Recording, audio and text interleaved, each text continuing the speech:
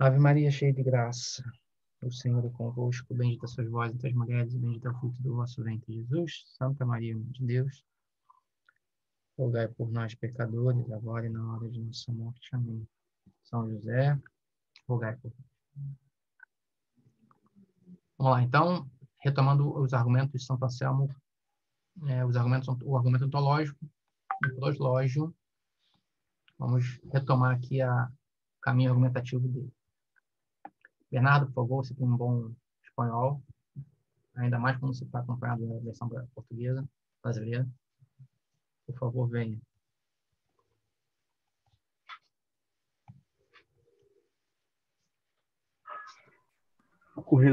Em resumo, o Não, argumento pode ser alçamiano. o português, pô. Você não tá... Pode ser?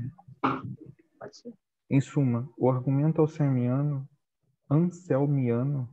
não somente é a prova definitiva da coerência interna de todo o sistema que elaborou, o que justificaria de sobra a atenção que Santo Anselmo lhe deu ao longo de toda a sua vida, mas também demonstra a perfeita e automática correlação entre o pensado e o extramental. Então, aqui é rapidinho, Bernardo. Aqui é, em essência, o erro anselmiano, que há uma relação necessária, automática, entre o pensado e o mental. Esse erro foi explicitado por Descartes numa carta a uma cortesã francesa no século XVI. Ele fala exatamente isso. Aquilo que eu penso distintamente, diz Descartes, deve existir distintamente. Vou mostrar para vocês onde está isso, porque esses casos é quando se precisa ser preciso, né? Porque isso é justamente esse o problema. Imaginar que aquilo que eu penso distintamente precisa existir distintamente. O nome disso é distinção, em Descartes, né? Distinção ex natura rei. Anotem aí. É um conhecimento, uma informação que poucos têm. Aquilo que existe distintamente, aquilo que eu penso distintamente deve existir distintamente. Vou só achar aqui a citação certa para mostrar para vocês. Eu ia comentar isso na aula passada, né, que esse pensamento de Santo Anselmo me lembrou um pouco o cogito ergo sum do Descartes, né? No fundo é isso. No fundo é neoplatonismo, Bernardo. Vocês vão ver isso, Robson, mas isso é simplista. Bom, a gente pode discutir se simplista ou não é simplista, mas o fato é que é isso. O fato, esse é o problema. Aqui, achei.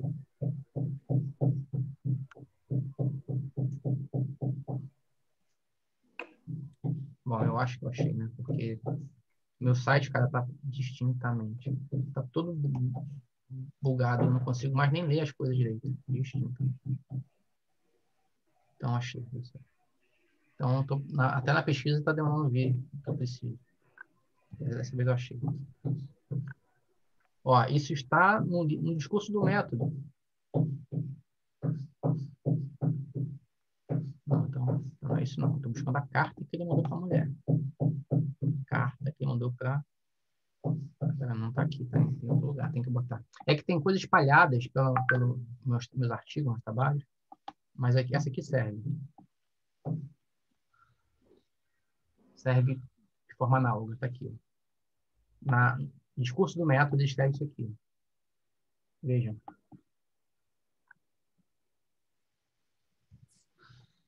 Julguei poder tomar como regra geral que as coisas que concebemos muito claras e distintamente são todas verdadeiras. Aquilo que eu concebo claro e distintamente são verdadeiras. Quer dizer, aqui é outra coisa, né? Mas em outro lugar, que não está aqui, eu achei que tivesse citado, mas não está citado no meu site, deve estar em outro lugar. Ele diz: aquilo que eu penso distintamente deve existir distintamente. Isso é a distinção ex natura rei. Que não está aqui. Deve existir distintamente. Pode ser que esteja distinto também. Pode ser que esteja em português antigo. Ou não apareça. Bom, eu vou procurar. Eu sei que está num trabalho que eu fiz com o Descartes há muito tempo atrás. Eu mostro para vocês o lugar exato. No livro do Descartes, se não estou enganado, no discurso do método dos pensadores, lá tem uma carta que ele enviou para uma cortesã francesa, e lá que ele está escrito isso. Por isso que eu sei, porque não é algo que alguém estude com muita frequência, que só vão os textos maiores, né? Está no... Beleza, o Paulo, beleza. Está num texto pequeno dele, tá? Deixa eu ver se eu consigo. Enquanto eu estou aqui, eu vou ver se eu consigo fazer essa pesquisa e mando para você. Ah, Robson, por que tanto cuidado? Porque eu acho importante que vocês entendam que isso não é opinião. Isso é estudo e é o que ele disse de verdade, tá? Por esse motivo que eu faço questão de, mesmo que pare e vou buscar as informações para que vocês entendam isso. Textos, trabalhos. Tem trabalho, então tem filosofia. Filosofia, trabalhos. Trabajos.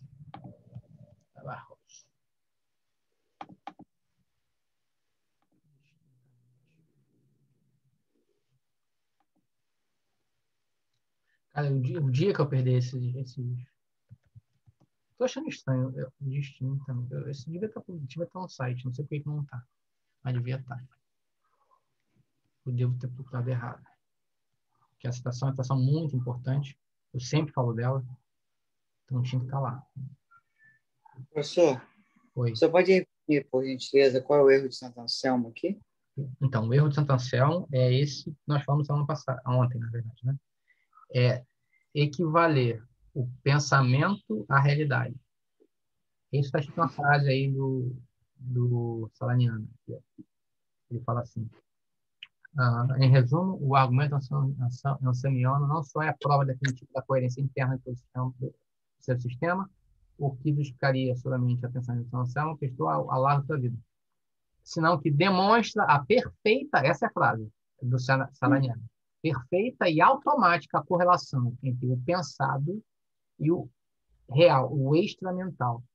Então, esse é o grande erro de Santo Anselmo que precisa ser apontado. Depois ele consegue corrigir? Que eu saiba, não. Esse argumento é o argumento mais importante dele. É o que se mais conhece dele. Não são os 4 argumentos do monológio, mas o argumento do proslógio. A segunda via, né? Perdão. Ai, meu Deus. O argumento ontológico é o que se mais conhece dele. Então, que eu saiba, não se corrigiu, não.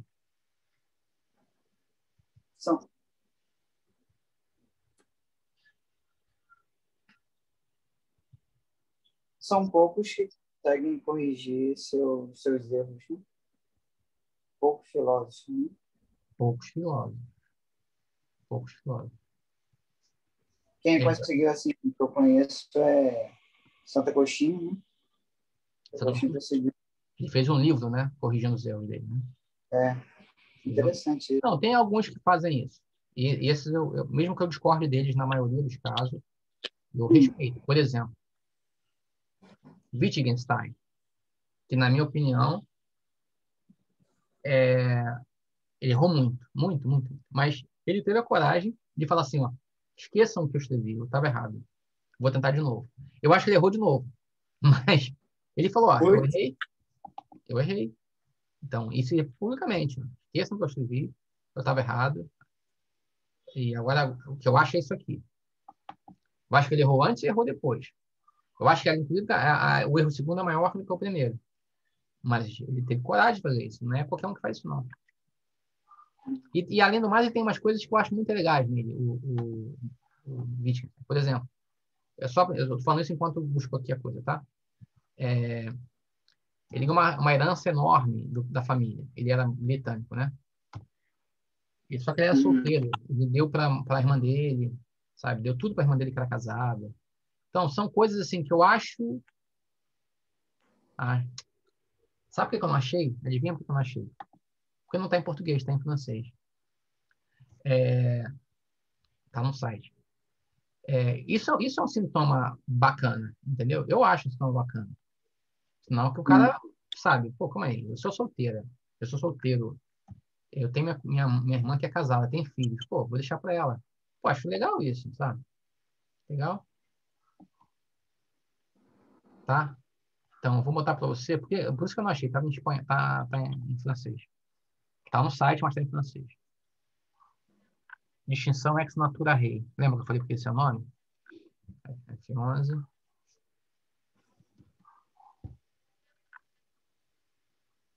Não foi, né? Não vai, essa porcaria não vai. Ó.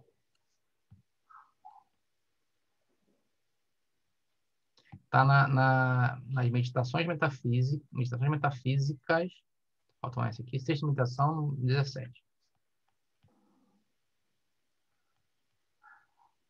Parece que eu sei. Acho que é isso aqui. O meu francês pode estar fraco, tá, gente? Faz tempo que eu escrevi isso aqui. Não é que eu conseguia ler bem.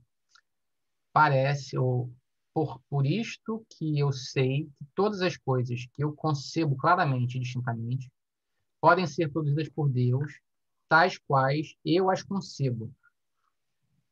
Olha aqui, ó. Basta, tá vendo? O site está com problema.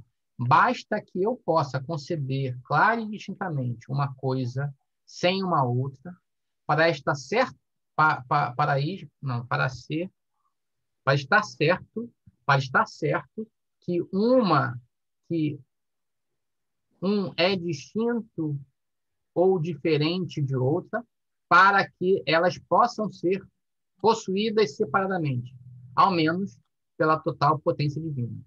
Então, essa é a afirmação do Descartes. E lendo aqui, eu descobri que não é essa citação que eu estou dizendo. Que eu estou dizendo é mais claro que isso. Aqui está sendo muito claro, dizendo aquilo que eu penso distintamente, Deus pode criar realmente. Mas tem uma frase que ele fala claramente: aquilo que eu penso distintamente existe distintamente. Não é essa, não é essa aqui, não. Mas deve estar aqui no site em algum lugar. Que afinal já descobri que está no site. Mas deve estar em inglês e em francês também. E aqui é a base de todo o erro anselmiano, de todo erro, de todo tipo de idealismo. Tá? Então, para nós basta isso aqui. Para essa aula de hoje basta isso.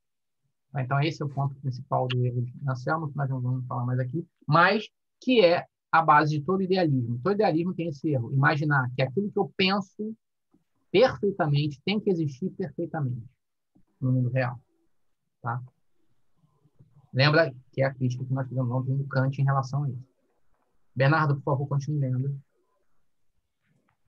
Em outros termos, posto o pensamento, ao menos um tipo de pensamento necessariamente existe extramentalmente, aquilo que esse pensamento expressa.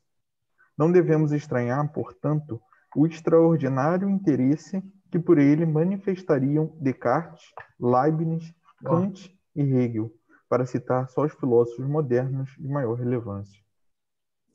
Então, é só para mostrar como é que a relação não é relação longínqua, é uma relação próxima, imediata, entre o que disse Anselmo com as mentes dos mais importantes filósofos idealistas ou formalistas da modernidade, Descartes, começando por Descartes, passando por Leibniz, Kant e Hegel. Então, não é... isso é uma interpretação longínqua. Está forçando a barra. É possível você forçar a barra, né? Torturar o texto dizer o que você quer. Mas não se trata disso. Não se trata disso. Fala-se de verdadeira relação entre uma coisa e outra.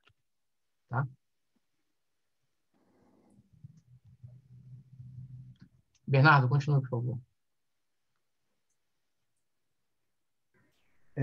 Pelo que eu vi aqui, aí em espanhol tem um trecho que não tem aqui. Eu vou continuar aqui. Para Hegel, em concreto, Anselmo haveria recuperado a realidade a partir do pensamento. Veja, Anselmo, inclusive, Hegel, inclusive, faz um elogio ao Anselmo. E Hegel faz isso. Cara, eu dou até raiva, um monte de coisa não está aqui. Ele tem um livro de história da filosofia, que eu tenho, em espanhol. Está na casa da minha mãe, fui lá ver, minha biblioteca e está lá. Então, ele faz um elogio a Anselmo, dizendo que Anselmo recuperou a realidade a partir do pensamento. Hegel também fez história da filosofia. Vai. Uma vez apresentado o ponto de partida do argumento, a fé, e seu contexto doutrinal, Santo Anselmo adverte que o pensamento da existência nem sempre coincidirá com a realidade extramental dessa existência.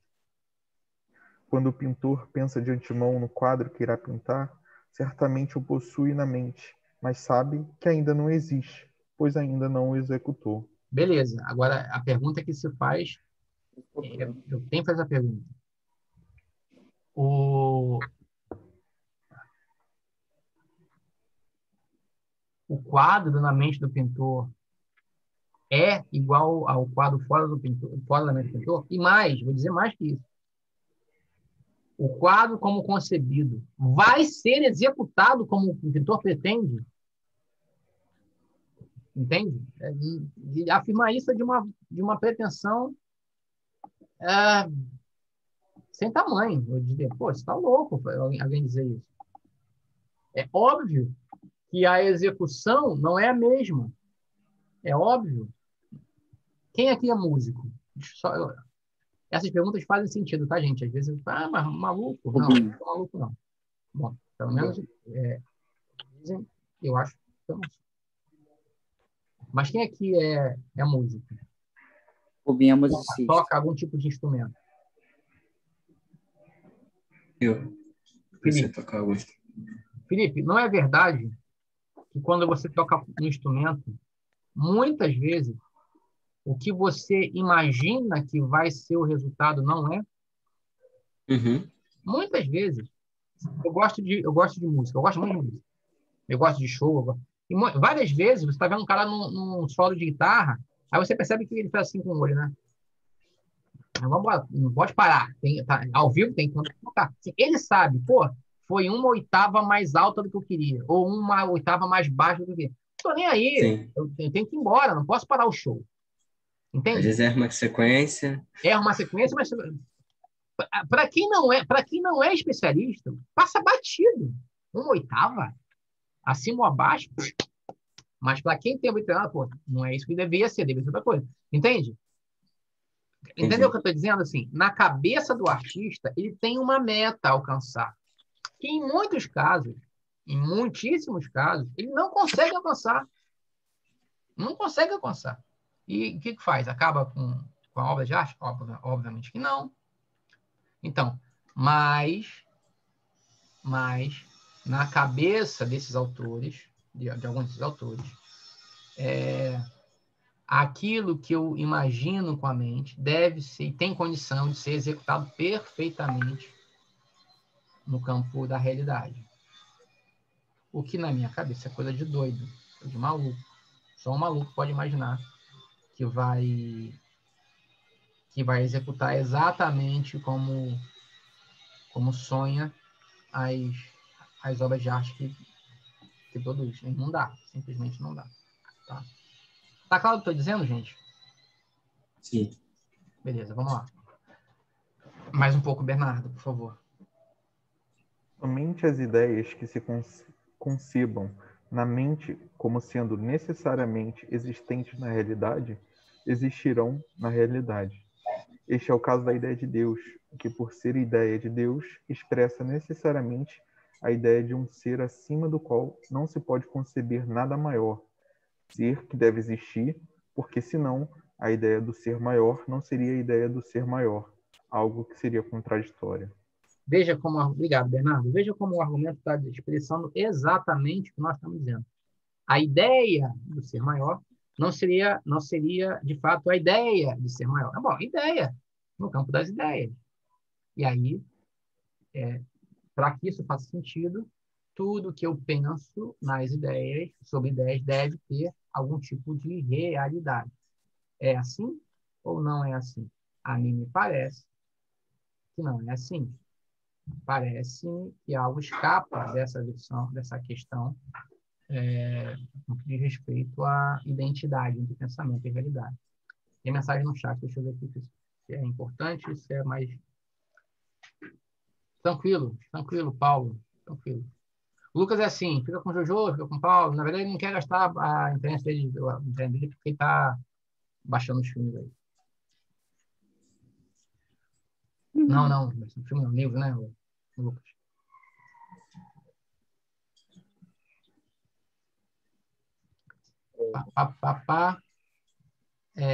Quem está aí disponível para ler? Jojo Todinho, vai lá. Jojo Nescau. Vamos lá. Tranquilão. São Tomás apontou, 2 séculos mais tarde, alguns pontos débeis do argumento anselmiano. O doutor Angélico, profundo conhecedor dos pressupostos doutrinais de Santo Anselmo, formulou 2 dificuldades importantes. O argumento só seria probatório se conhecêssemos perfeitamente e sem erro algum a essência divina. Mas está claro que no estado atual de viadores isso não é possível. Santo Anselmo pelo... Hã? Deve ser de... Como é que chama isso? Viajante, deve ser isso. Viadores, está aqui. Aqui também tá viadores. Está em português? Isso. Então, deve ser isso, de homo viator. Homo viator, um homem que caminha, um homem que está encaminhado, como que é em peregrinação, deve ser isso. Vai. Santo Anselmo, pelo contrário, estava convencido de que a sua argumentação era estritamente demonstrativa, porque, segundo ele, somente a posse intencional da ideia de Deus e a consequente análise daquilo que tal posse implica já seria suficiente para que o possuidor de tal ideia aceitasse imediatamente a existência extramental do ser representado por essa ideia, mesmo sendo o cognoscente um viador. Beleza. Então, é exatamente isso que eu estou dizendo a vocês, que é o erro de Tomás. O erro de Anselmo. O erro de Anselmo é acreditar que aquilo que acontece na inteligência acontece também na realidade. Achei a frase que eu queria mostrar para vocês, tá? A frase é essa aqui, ó. Carta de Descartes a Gibier, em 19 de janeiro de 1642, tá? A frase diz o seguinte: é preciso acreditar, vou botar para todos aqui, como é que faz para botar para todos? Todos. Deixa eu colar aqui. É preciso crer que tudo o que se encontra, né, nas ideias claras e distintas, está necessariamente nas coisas. Entende? É esse pensamento aqui que está por detrás do pensamento de Descartes, de Anselmo, que é o princípio ex natura rei, o princípio que afirma que aquilo que eu penso distintamente Professor, deve existir distintamente. Oi.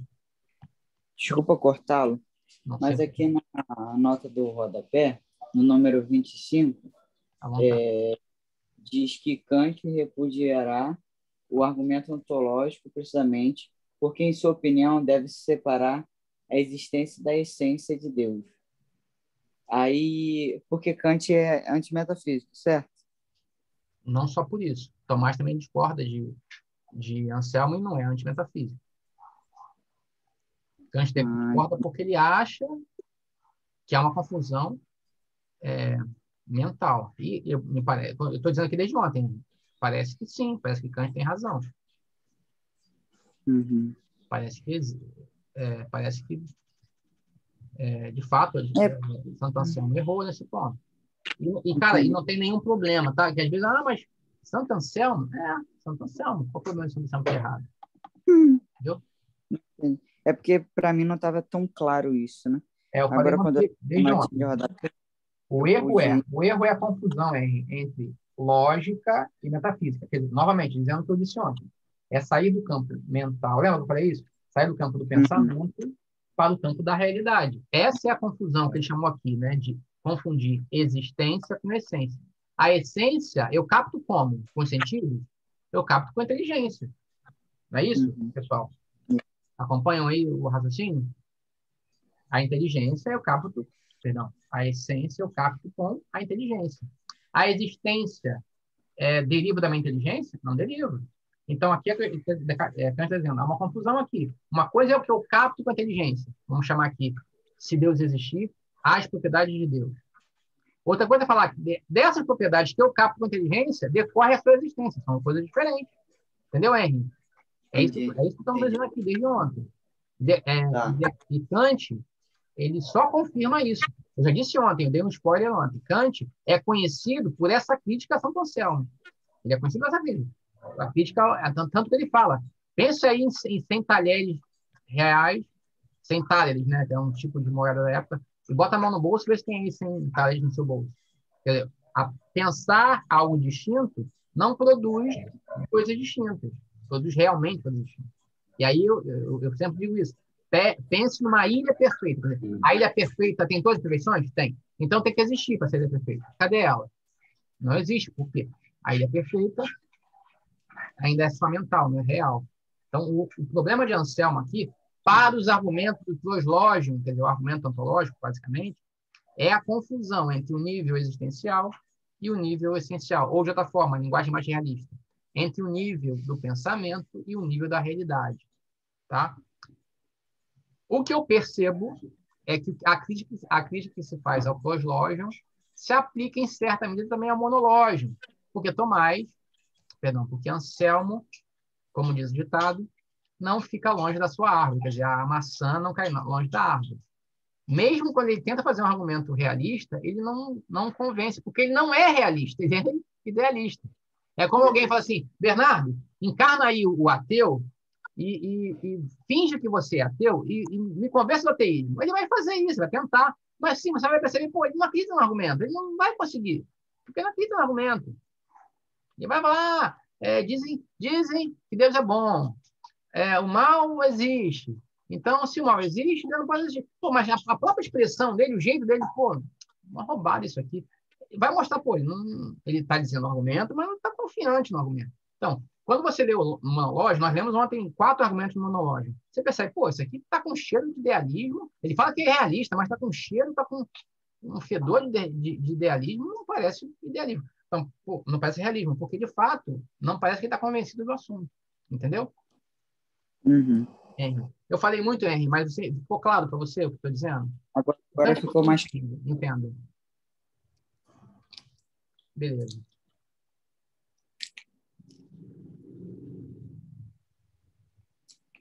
Ai. Só mais um momentinho, tá?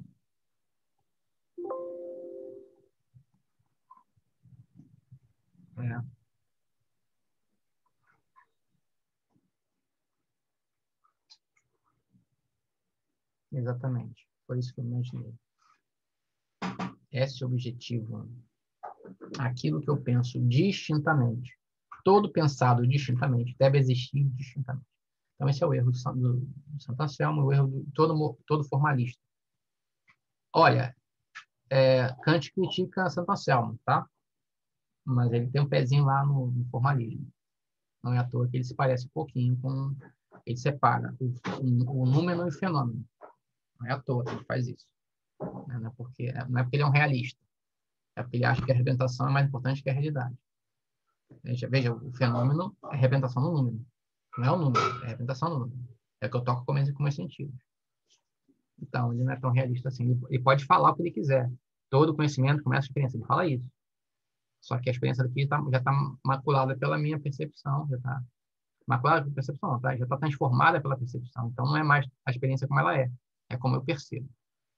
Tá? Então, só para saber que Kant tem um ditado que é muito feio, mas que aponta para coisa muito feia, Todinho, que é o Gilmar.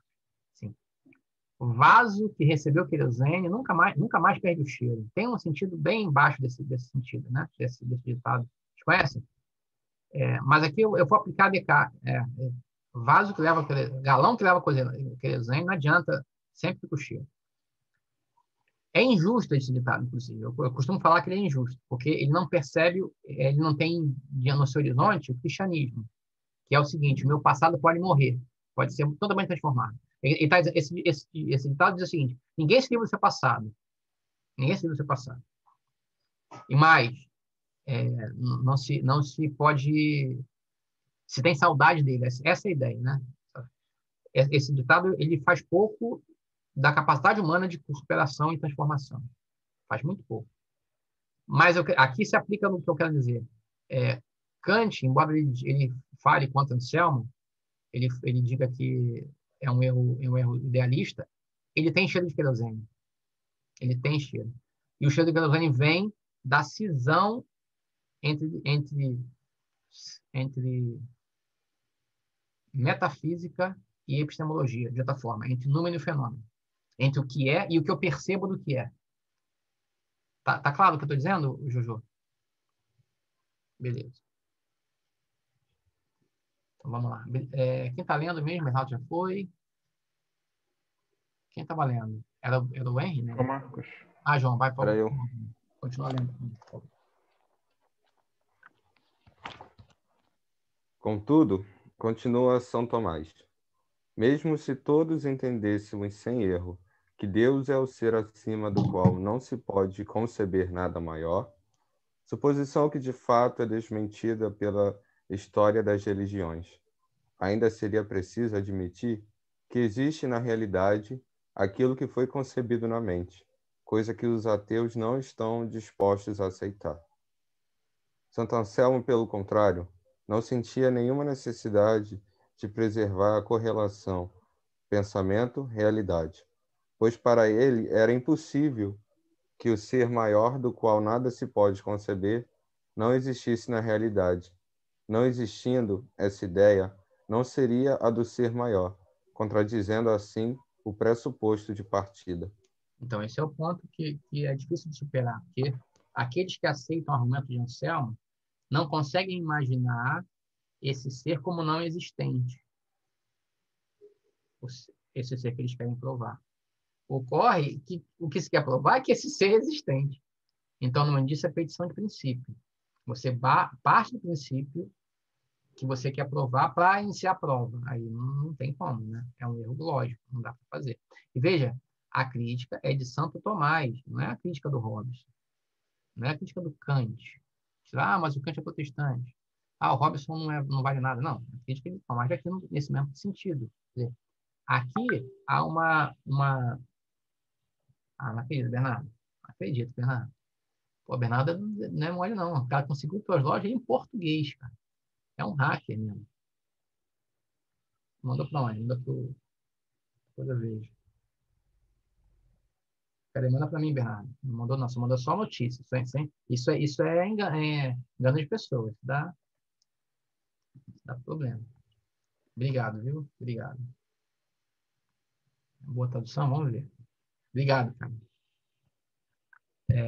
Bom, beleza. Então, é Tomás que faz a crítica, dizendo, olha só, isso aqui é um erro de categorias. Uma categoria lógica não pode fazer de conta que é uma categoria não lógica, uma categoria real. Esse é o erro fundamental. Ô, Bernardo, você se incomodaria de me dizer onde você achou isso? Porque, veja, para mim é legal saber para poder achar também as coisas que preciso. Ou é segredo de Estado? Não, vou te mandar o link. Valeu. Valeu mesmo. Porque nos meus links aqui que eu tenho, eu não achei essa versão, não.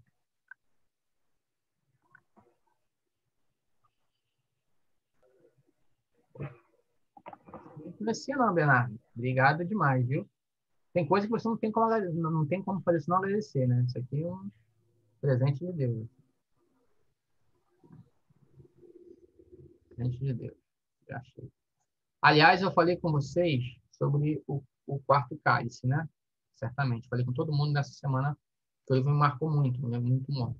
Aí algum de vocês, não sei se foi o Bernardo também, alguém me mandou uma versão PDF do quarto cálice, que eu achei melhor que a versão impressa. Então, se vocês tiverem oportunidade, peguem a versão em PDF, fica melhor. Tem uma introdução mais, vamos chamar assim, mais visceral.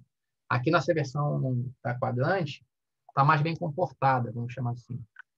Ele diz que contou a história várias vezes, tal, nessa introdução aqui, e dá a entender que assim que ele está nesse livro, ele vai fazer um resumo. Ele fala isso, vai fazer um resumo de todas as versões que ele já fez.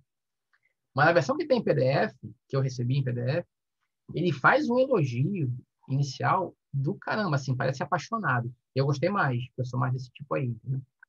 Então, se vocês puderem escolher o livro, o PDF, eu sugiro a vocês. Eu tenho, depois posso mandar para vocês se vocês não tiverem, tá?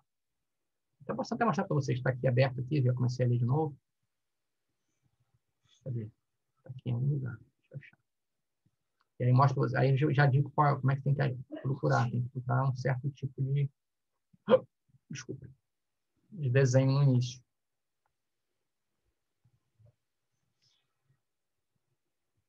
Esse aqui, ó.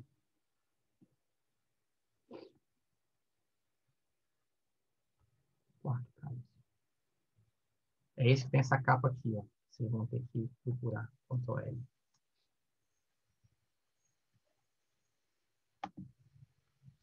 Esse aqui, ó. Tá? Conseguem ver? Essa capa é esse que eu li a introdução. Não é a mesma introdução desse livro impresso, não é outra. E eu gostei mais, porque é mais assim, de um homem apaixonado, contando a razão da sua paixão. Tá vendo? Isso aí. É muito bom, é muito bom. E essa parte aqui, ó. Bom, depois, só para vocês, né, depois verem aí. Repito, é um dos livros mais legais que eu já li. Eu li coisas abertas, quer dizer, eu lia, né, antes do Rafael nascer. Raniel Cantalamessa, que é um cara que eu gosto muito, o próprio Scott Hahn, todos os métodos 16, eu acho que eu tenho tudo em português. Não li tudo, mas tem tudo. Então, eu gosto de ler.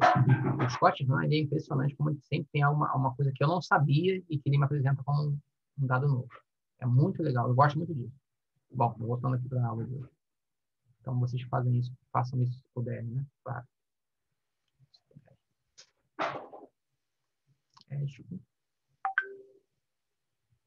Novamente, Salamiano.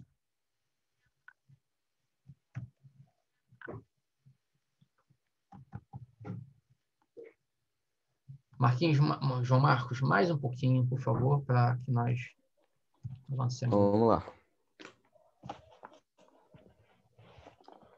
Anselmo preservava implicitamente a correlação pensamento e realidade, pois a ideia de Deus que tinha na mente procedia da revelação.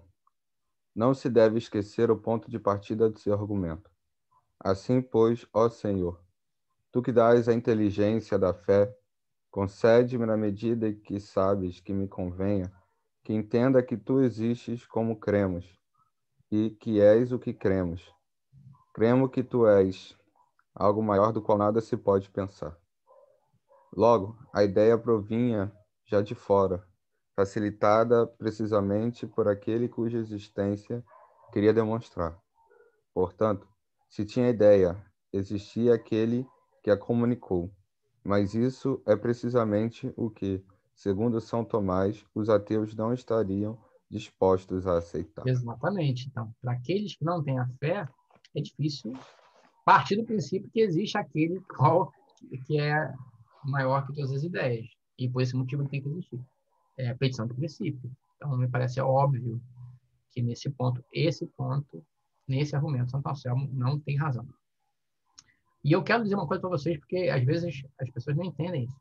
Isso não tem nada a ver com a qualidade da vida de Santo Anselmo, ou com a qualidade do seu texto, ou outros argumentos que ele usa. Não tem nada a ver com isso. É simplesmente que esse argumento ele não é forte o suficiente para atender às necessidades de um argumento filosófico. É só isso, tá? Ele é santo, apesar dos seus textos de filosofia, não por causa dos seus textos de filosofia, nem teologia. Tá? Cuidado. Que a gente acha, não, é o santo, mesmo doutor, não é santo porque ele escreveu coisas boas. Ou não é santo porque ele não escreveu coisas boas. Não é isso. Tá? Lembrem disso. Filosofia não salva ninguém. Essa é a notícia boa. A notícia ruim é que Condena. teologia também não salva ninguém. Nenhuma coisa nem outra. Não condena, não, Cisão. Está dizendo que a filosofia e a teologia não tem nada a ver com salvação. O que tem a ver com salvação é reconhecer aquele que morreu na cruz por nós e, em certa medida, que para mim não está muito claro ainda, vestir o nu, dar comida a quem tem fome, tá? É isso. Então, o que eu acho de filosofia, o que você acha de teologia, contanto que se reconheça isso, né? Aquele que morreu na cruz. E as consequências disso, tem consequências, né? E cuidar lá do Mateus 27, né? O nu e vestir, tive nu e vestiste, que conforme deste comigo. Então, na medida que eu não sei qual ainda, eu estava discutindo com uma pessoa sobre isso, algumas pessoas sobre isso, qual é a medida, né? Do Mateus 27. Basta reconhecer na cruz, posso fazer, não precisa fazer mais nada?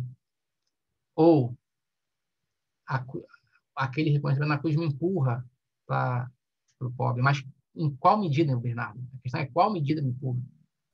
Na Basta um medida ato que de você ama o sacrifício. Cristo. Hã? Na medida do amor. A medida com que você ama é a medida que você se impele pelo próximo. Difícil saber a medida. Se houver um homem nu na minha cidade e eu estou comprometido com essa pessoa, a Santos falam isso, né? São Clemente de Alexandria, se eu não estou enganado, fala isso. Se você tem duas calças ou duas túnicas, né, no caso da túnica, você está roubando uma túnica de quem não tem. Eu li recentemente sobre a esmola e dizia mais ou menos sobre isso, né? Que a riqueza é um dom concedido por Deus para que você reparta aqueles dons que Deus te deu com aqueles próximos, né? Então, quem mais tem é obrigado a ser mais caridoso. Mas alguém diria aí que isso é dogma? Que, portanto, não pode... Entendeu? Qual é a medida disso? Baseando no que você falou hoje, Bernardo, alguém pode dizer, então, faz bem a igreja vender todo o Vaticano, derreter tudo, vender tudo. Que é louco, isso não pode ser, isso é doido, não pode isso não. Mas o que pode, então? Entendeu? É difícil, não é fácil, não. Eu estava conversando com algumas pessoas que vocês conhecem, que eu vou preservar aqui, e a ideia é a seguinte, parece a seguinte, a relação prática é sempre secundária. O primordial é o que fala o Scott Hahn, né? Reconhecer na cruz aquele que nos deu a salvação. O segundo passo é ser empurrado para fora de si, do seu egoísmo. Agora, essa medida não é fácil de dizer, e nem a igreja diz isso com clareza. Porque me parece que não é que ela não quer, porque não sabe. Não sabe, não sei, não sabe qual é a medida disso. Alguém pode falar, Robson, é a medida do amor. Mas há pessoas que amam muito, como Francisco. Então, ele fez muito bem, pelo jeito. Mas todos somos Francisco? Como é que chama? Há umas pessoas chamadas especial a esse tipo de coisa. Sabe, são coisas que me vêm à cabeça. E um casado pode fazer como fez Francisco, claro. Uma família. Mais no nosso tempo. Não porque eles têm Porém, educação é sua cara. obrigação, não porque têm essa obrigação de acordo com o seu estado de vida, né? Então, por exemplo, um pai, ele não pode vender todos os seus bens e deixar o seu filho passar fome. Seria contraditório, né? Mas isso cabe a um religioso, né? Então, de acordo com o seu estado de vida, cabe as suas ações para buscar Cristo. Mas está Meu todo ver. religioso cabe isso? Todo religioso tem a ver com Francisco? Eu pergunto sinceramente, Bernardo. Eu não sei. Eu não sei. Um bispo tem que ver com Francisco? Um arcebispo tem que ver com Francisco? Eu não sei. Eu não sei. Na minha cabeça, falo aqui, tá, da boca para fora, sem pensar. Na minha cabeça, um arcebispo, um cardeal, não pode ver com Francisco. Porque ele é chamado a coisas que ele precisa, não pode viver no sentido, entenda, no sentido Não de que não deva, abandonar. mas Ele não pode abandonar as grandes, os poderes. Não pode, os poderosos. Francisco fez esse propósito, né? Saiu, foi morar na fazenda, na floresta. Um cardeal não pode fazer isso, porque ele é chamado a um poder, a uma ação, que é justamente com aqueles mais poderosos, na minha cabeça, tá? Repito, falo da boca para fora assim, da intuição. Agora, da quem mesma sabe? forma que um pai de família tem seus filhos, o bispo, de uma certa forma, também tem os seus, né? Também tem as suas obrigações, tem tido filho espiritual, né?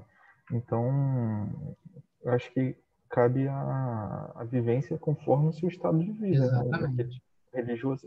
E há estados e estados, né? Mesmo dentro da vida religiosa, Exato, há, exato. há uma, há uma vida que se dedica mais às obras caritativas e outras à contemplação. Você não pode pedir uma vida ativa de um monge contemplativo, né?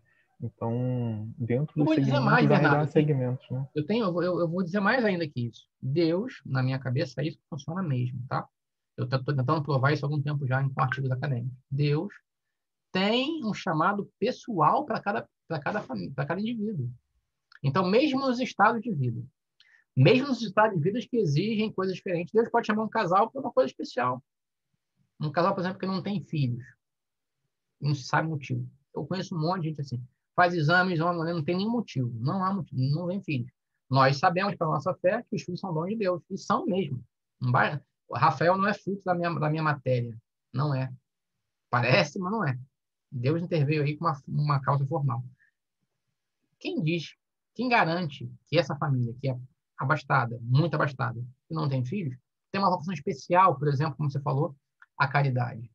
Enquanto outra família, que também não tem filhos, mas não tem tanta posse, não, Deus preserve-a desse papel. A gente não sabe. Entendeu? Na minha cabeça, Bernardo, tem uma tese que eu estou escrevendo sobre isso. Eu escrevi um artigo, já saiu na coletânea, na São Bento, estou escrevendo um livro sobre isso agora.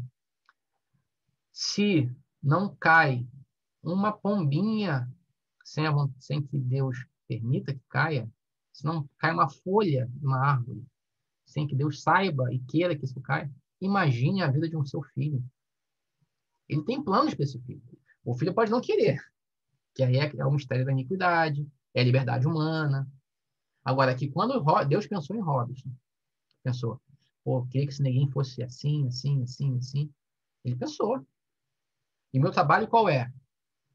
Tentar seguir isso, tentar descobrir e seguir isso. É isso. Então, imaginar, como alguns falam, Bernardo, que Deus faz, tipo assim, Deus joga dados, né? Deus joga pro alto assim, esse eu quero para ser sacerdote. Aquele para a irmã. O resto cai na cova comum do matrimônio. Pô, pelo amor de Deus. Tem gente defendendo isso, cara. Defendendo isso. Sabe? O matrimônio é assim, quem Deus não escolhe. Deus não escolheu o sacerdócio, não escolheu, então o resto é o que é o non un vocación, né? Um não vocacionado.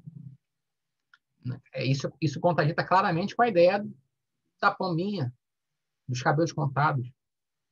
Contradita. Não. Deus ele não faz exceção de pessoas, quem faz somos nós. Né? O que não significa dizer, eu falo disso porque eu acho que tem a ver com a aula, tá? Não significa dizer que a vocação sacerdotal é menor ou igual à matrimonial de forma nenhuma. Eu tenho clareza que a vocação sacerdotal é excelsa. Eu quereria ter essa vocação. Já falei 1000 vezes para vocês.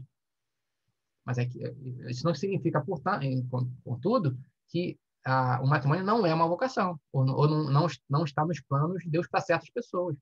Não significa dizer isso. Entendeu? Não tem cabimento dizer isso. Na minha cabeça, não tem cabimento. Não tem vocação, não sei se vocês sabem, mas não tem definição sobre isso. Sabiam disso? Eu já estou estudando há algum tempo sobre isso. Não há definição dogmática sobre se matrimônio é ou não é uma vocação espiritual. Não há. Eu nunca achei nada disso. Se você achar, Bernardo, você que é um bom pesquisador, me mostra. Tem um texto de João Paulo II, da década de 80, dizendo o seguinte: antes do concílio, no passado, entendia-se que a vocação era exclusivamente de religiosos e sacerdotes. Depois do concílio, contudo, estamos mudando a perspectiva. Isso está escrito por João Paulo II na década de 80. Eu tenho esse texto. Aliás, nesse artigo que eu escrevi, eu coloquei esse artigo lá. E tem um texto de ninguém mais, ninguém menos que São José Maria Escrivá, que afirma todas as letras que ele entende que a vocação matrimonial é uma autêntica vocação cristã, autêntica, assim deixa. Mas não tem nada dogmático sobre o assunto. Então, quer dizer que a gente pode discutir isso abertamente sem nenhum perigo, nenhum risco. Tá? Só para vocês ficarem tranquilos, quem tem algum tipo de receita. Todo mundo saiu da live, fechou a cara, não tem nada a ver com isso, não. O Bernardo está aqui do meu lado. Não tem nada a ver com isso, não.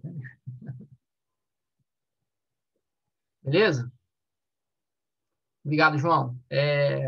Felipe, você pode ler para mim?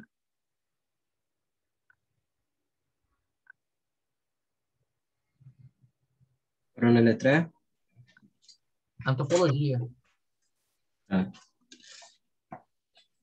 Se, por um lado, sua teodiceia estava muito elaborada, assim como a doutrina dos atributos divinos, os seus tratados de antropologia, epistemologia e escatologia são incompletos.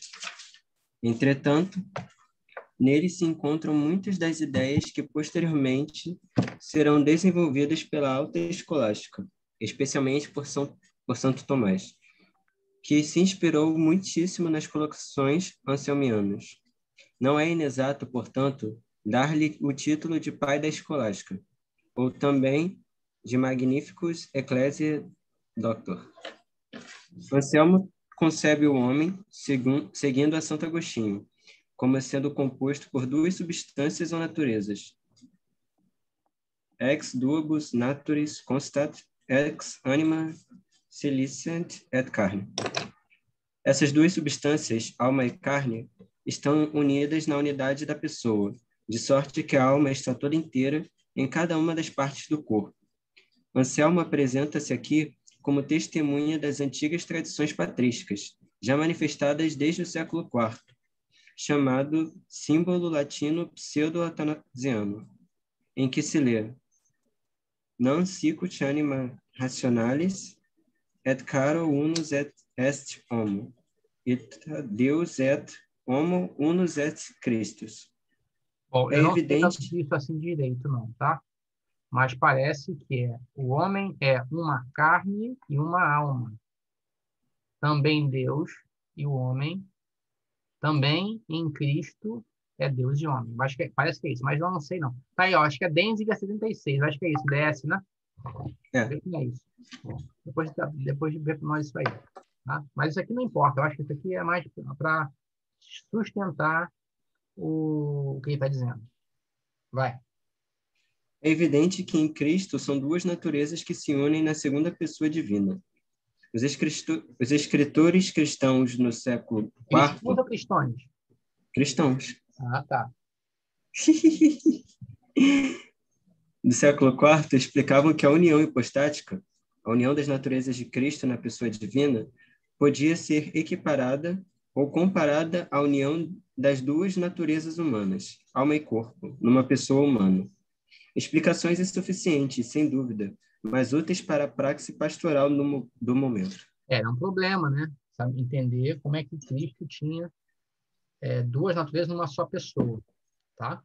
Então, são tentativas filosóficas de explicar o mistério teológico. Por esse motivo que eu acabei de dizer, que a filosofia aqui é o menos importante, está tentando resolver. Às vezes a gente está num caminho que a gente não percebe, errado. A questão toda é a fidelidade ao dado revelado.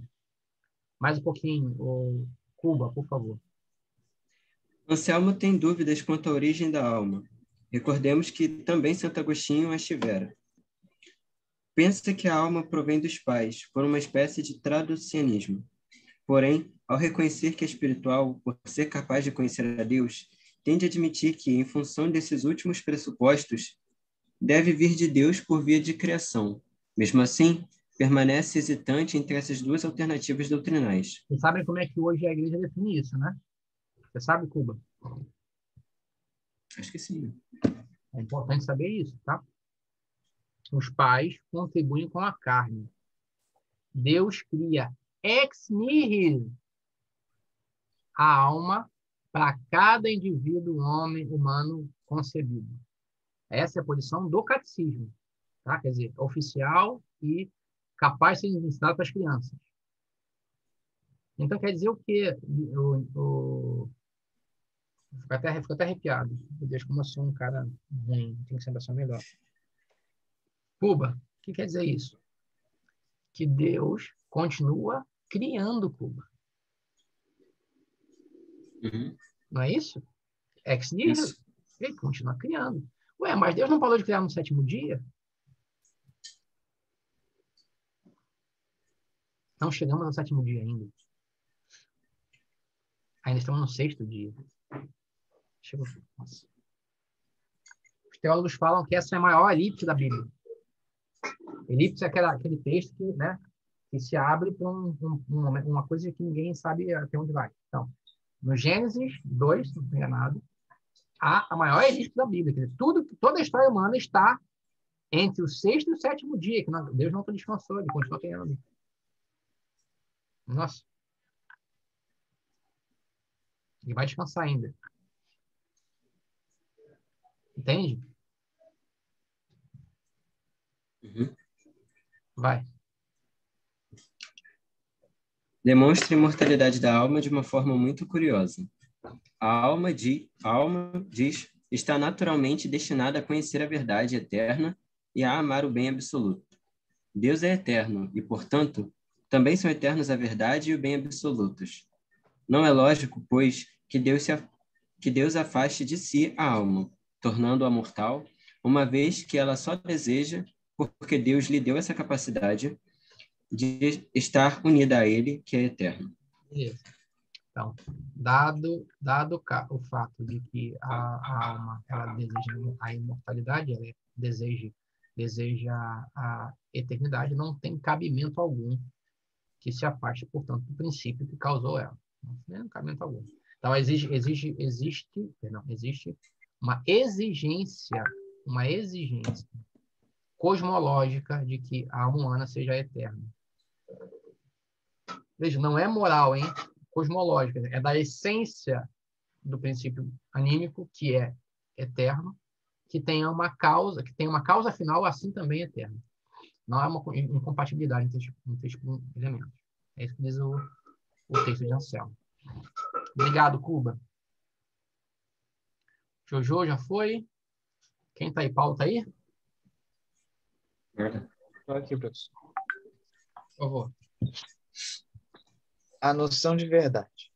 Anselmo instituiu que o termo verdade se predica de muitas coisas.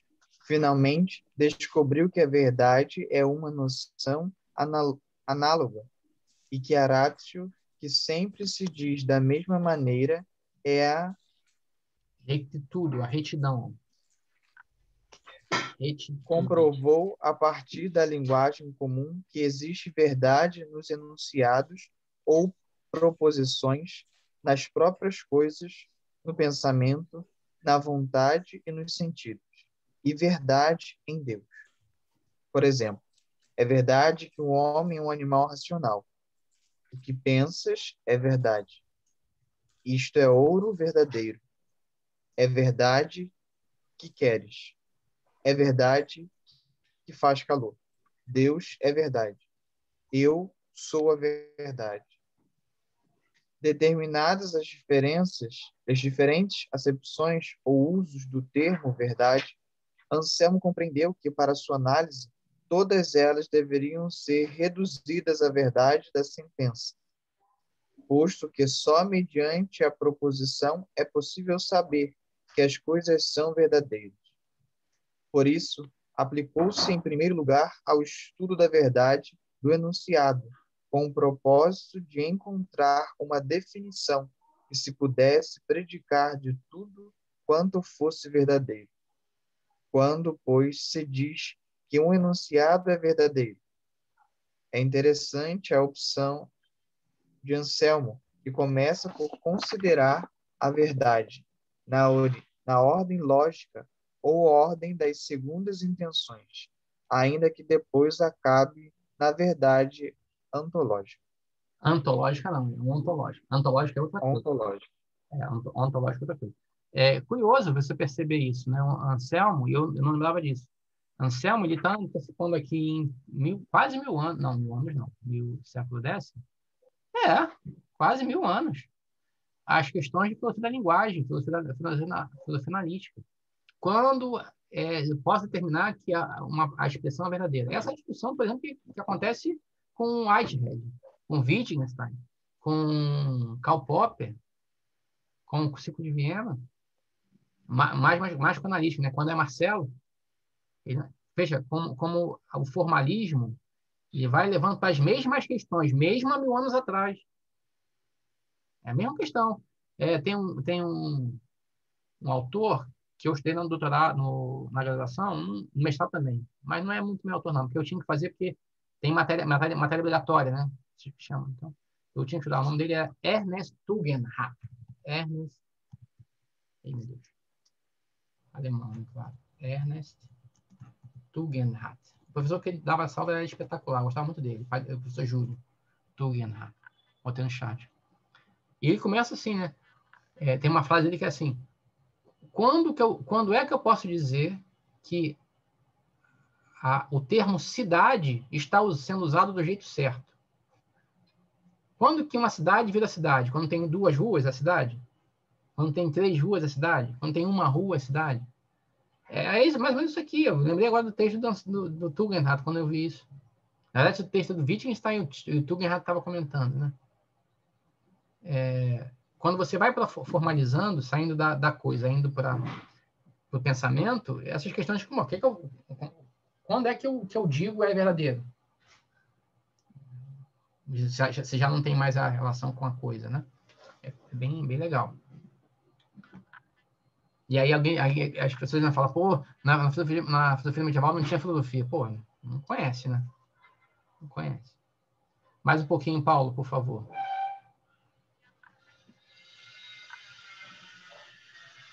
Disse que uma proposição é verdadeira quando exprime retamente aquilo que uma coisa é, mas também se diz que uma proposição é verdadeira quando está bem construída, formalmente, embora não exprima o que a coisa é.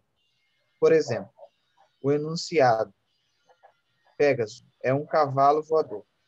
É uma proposição formalmente correta, embora os cavalos não voem realmente.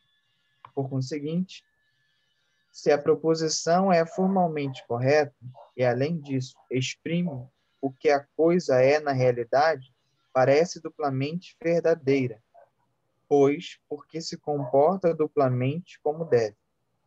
Não bastante, é possível que uma proposição seja verdadeira e não verdadeira ao mesmo tempo? Afinal, tem cabimento que uma proposição seja verdadeira formalmente, se não exprime verdadeiramente o que é a coisa? Com outras palavras, o que é que torna verdadeira uma proposição? É a realidade que torna verdadeiro o enunciado ou é o enunciado que torna verdadeira a realidade? O que é primeiro? A verdade da coisa ou a verdade da proposição? Excelente. Então, é isso aí, entendeu? As questões foram bem colocadas aqui pelo Saraniano. E é disso que se trata. Na verdade, quem vem primeiro? A verdade da coisa ou a verdade da expressão acerca da coisa? A nós, realistas, é óbvio. A coisa vem primeiro. A verdade ontológica. Existe um cavalo. Agora, existe um cavalo alado, né? Nas histórias de quadrinhos, nas histórias de fada. E eu posso afirmar isso. O Pégaso é um cavalo alado. Ainda que não seja real. Mas é real no mito, né? Foi contado no mito. Tá? Vai, Lucas, ajuda aí.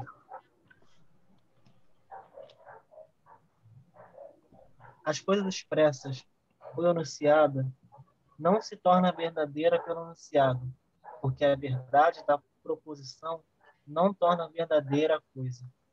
Pelo contrário, a coisa enunciada ou dita é a verdade do enunciado, e não ao contrário. Se a proposição é verdadeira, não por ela mesma, mas por seu enunciado, pode-se dizer ainda que uma proposição seja verdadeira só formalmente?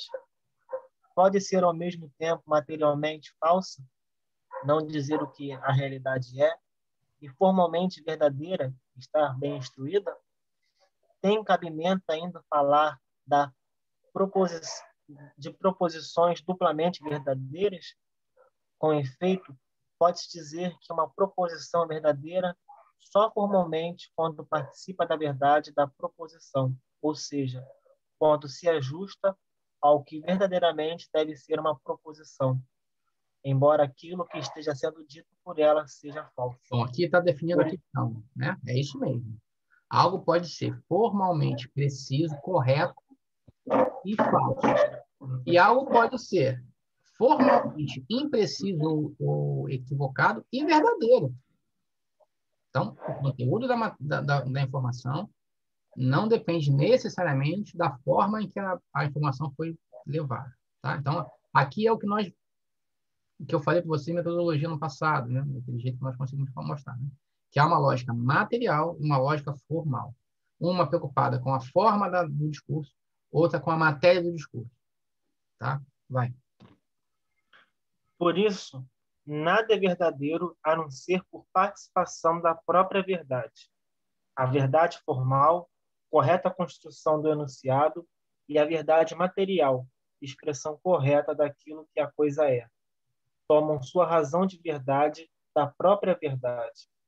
São verdades que participam da ideia de verdade.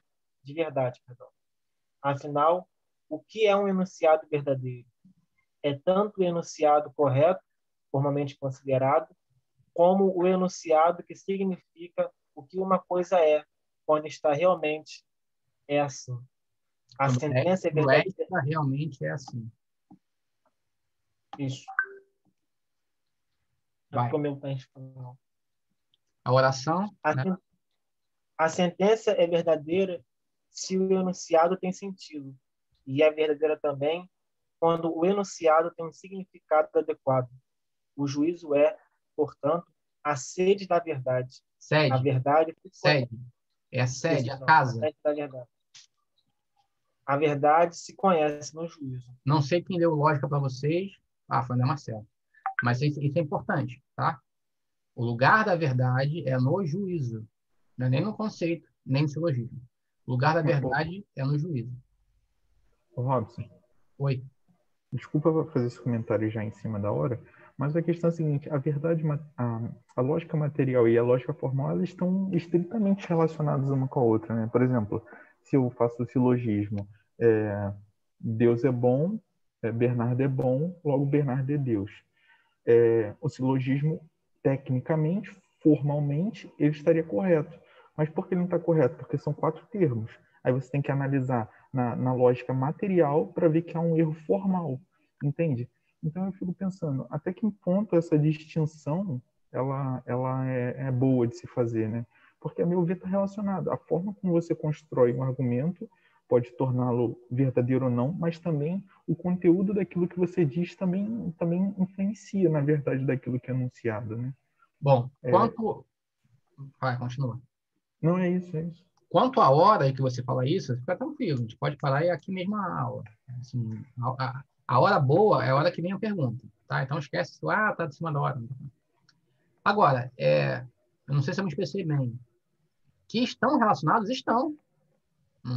Claro que um raciocínio formalmente correto, ele favorece a materialidade do conteúdo.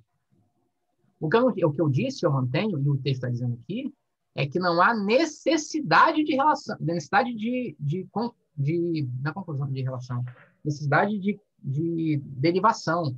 Necessidade não tem. Entenda bem, Bernardo. Relação é a relação que nós temos. Você é aluno, eu sou professor. Mas a relação ela é muito frágil. Vai acabar daqui a pouco. Outras relações podem acontecer. A gente pode virar amigo. Entende? Necessidade, não. Você é pai. Perdão, você é filho. Você sempre vai ser filho. Mesmo que você morra. Entende? É diferente. Estou dizendo que a relação que há entre matéria e forma é uma relação frágil. Há relação, é claro que é relação. Mas não é forte, no sentido de que, se você construir muito bem construída a sua forma, com certeza você vai ter conteúdo verdadeiro. Não, certeza você não vai ter nunca. Entendeu? E o contrário, a verdade sempre vem da forma. Não, a verdade pode vir de coisas absurdas. Como eu acabei de falar, você falou o exemplo máximo aqui para mim. Deus é bom. Robson não é Deus. Robson não é bom. A conclusão está certa. Eu não sou bom, mas o silogismo está errado, porque tem 4 termos. Então, você chega à verdade numa afirmação, mas por vias erradas. O que é prova incontestável que a materialidade não deriva necessariamente da forma. Agora, é óbvio, se a forma estiver bem construída, fica mais fácil. Não só chegar às conclusões corretas, mas ver o processo, porque não basta chegar à conclusão correta. Ao homem também cabe entender os caminhos. Não basta os fins, também importam os meios. Então, quando está bem construído o argumento, você consegue ver os meios, o que favorece o crescimento e a compreensão. Então, eu acho que você tem razão, não discordamos. Aqui, eu só destaco que relação não é a mesma coisa que necessidade. Se for necessidade que está pensando, aí não, aí eu discordo de você. Tá? É por causa da tara de necessidade que nós chegamos à situação que nós estamos. A verdade não pode ser alcançada. Porque sempre tem um erro. Sempre tem um senão. Bom, se tem um senão, então a verdade não é alcançada. Entendeu? Não, a verdade pode ser alcançada, apesar do método. É porque nós vivemos numa pedagocracia, numa metodolocracia, é que nós chegamos na ideia de que a verdade não existe. Porque se o método é tudo e o método tem cada segundo, cada passo tem uma armadilha, você nunca chega do jeito certo. E aí nós vamos amarrados. Entendeu? A verdade chega apesar do método, apesar dos nossos erros. É isso que eu penso.